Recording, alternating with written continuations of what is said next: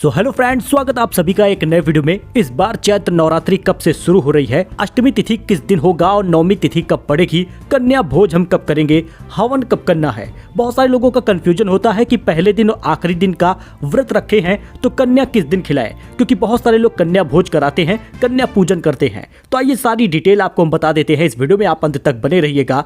चैत्र नवरात्रि की शुरुआत हो रही है तो जय माता दी कॉमेंट में जरूर लिखिएगा। चलिए शुरू करते हैं। बात कर ले चैत्र नवरात्रि की, तो शुक्ल पक्ष की प्रतिपदा तिथि को शुरुआत होती है और इस साल चैत्र शुक्ल प्रतिपदा तिथि नवरात्रि 9 अप्रैल को मंगलवार के दिन शुरू हो रही है। चैत्र नवरात्रि के पहले दिन घट स्थापना होती है और मां नवरात्रि के पूरे 9 दिनों तक मां दुर्गा की 9 शक्तियों की पूजा होती है।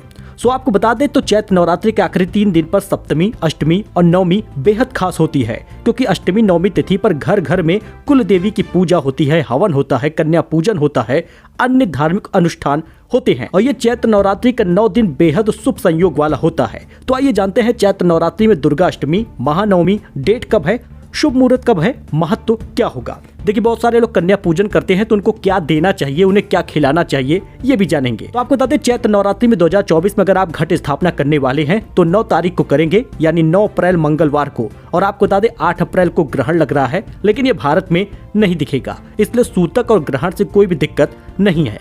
चैत्र नवरात्रि की शुरुआत 9 अप्रैल से होगी और 17 अप्रैल को समाप्त होगा। कलश स्थापना अगर आप करने वाले हैं तो 9 अप्रैल को सुबह 6 बजे से शुरुआत कर दीजिएगा और 10 बजे तक आपको कलश स्थापना कर लेनी है, यानी 4 घंटे का समय है जब आप कलश की स्थापना कर पाएंगे, माता रानी की स्थापना कर पाएंगे। अगर कलश स्थापना कर दिए हैं तो व्रत का संकल्प भी उसी समय ले लीजिएगा, लेकिन कलश स्थापना करने से पहले पूरे घर को साफ रखिएगा।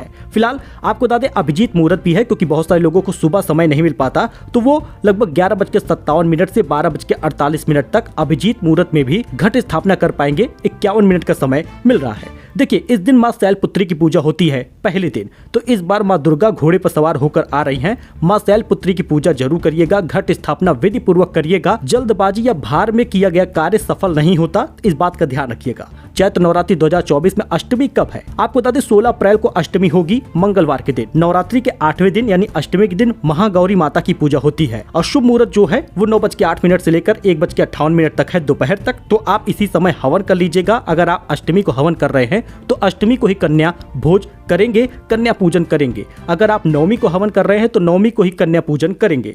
अब चैत्र नवरात्रि नवमी कब है, तो 17 अप्रैल को रहेगा। नवमी शक्ति मां सिद्धिदात्री होती हैं, इनकी उपासना करनी होती है। तो अगर आप नवमी को हवन कर रहे हैं तो 17 अप्रैल को दोपहर 3 बजे तक शुभ मुहूर्त है, आप हवन करिएगा, कन्या पूजन करिएगा। अष्टमी नवमी तिथि का महत्व बहुत है। चैत्र नवरात्रि की अष्टमी और नवमी पर कुल देवी पूजन, कन्या भोजन, हवन, नवरात्रि के 9 दिनों का व्रत पूजा संपन्न होता है। इस दिन माता की आराधना करने वालों को सुख, शक्ति, तेज, बल, आत्मविश्वास और ऊर्जा प्राप्त होता है। चैत्र नवरात्रि की महानवमी पर रामनवमी है, यानी श्री राम जी का जन्म भी हुआ है, तो इस वजह से ये और भी ज्यादा शुभ संयोग वाला बन जाता है। इसके साथ ही कम से कम 5 बार तुलसी की माला से भगवान राम के मंत्र का जाप भी आप कर सकते हैं। देखिए कन्या पूजन करने जा रहे हैं तो अगर आपके घर में कन्याएं आ रही हैं तो उनका सबसे पहले आप पैर धुलिएगा और उनके पैरों में रंग लगाइएगा।